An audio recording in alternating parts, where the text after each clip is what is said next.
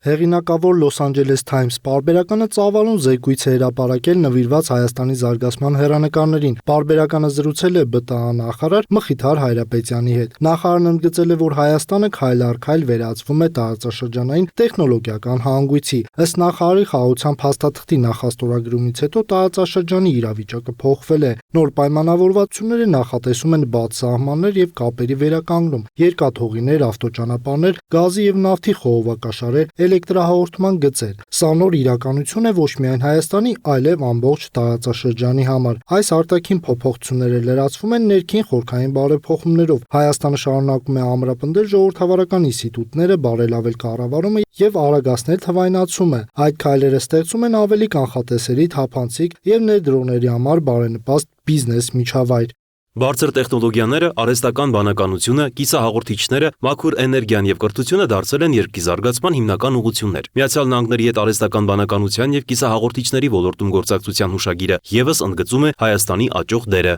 ԲՏԱ նախարարը անդրադառնում է նաև այն խոշոր նախաձեռնություններին, որոնք նպաստում են Հայաստանի ինտեգրմանը համաշխարհային տեխնոլոգիական ցանցերին, իսկ ակադեմիական քաղաքն իր հերթին նպատակ ունի ձևավորել գիտնականների եւ ինժեներների նոր սերունդ։ Բացի այդ, խաղաղությունը փոխում է նաև մարդկային կապիտալի դինամիկան։ Հայաստանը ներդրողների համար ստեղծում է թափանցիկ ենթակառուցվածքային կամ բարձր բարդության ներդրումների համար մինչև 35% պետական աջակցություն։ Հայաստանը զարգացնում է արհեստական բանականության, կիսահաղորդիչների եւ թվային ենթակառուցվածքների ոլորտները, նպատակ ունենալով ներգրավել միջազգային ներդրումներ եւ ստեղծել նոր արդյունաբերություններ։ Երկրի կրթված եւ տեխնոլոգիական մասնագիտացված աշխատուժը Հայաստանի գլխավոր առավելություններից է, իսկ պետական քաղաքականությունն ուղղված է ներդրումային գրավչության բարձրացմանը եւ գլոբալ տեխնոլոգիական շուկաների հետ ինտեգրմանը։ Նշենք, որ հոդվածում անդրադարձ է կատարվել նաև էներգետիկ ոլորտում Հայաստանի ունեցած բազմազան աղբյուրներին՝ ատոմային, հիդրո եւ արագ աճող արևային էներգիա։ Արևային հզորությունները արդեն հասել են մոտ 800 մեգավատի,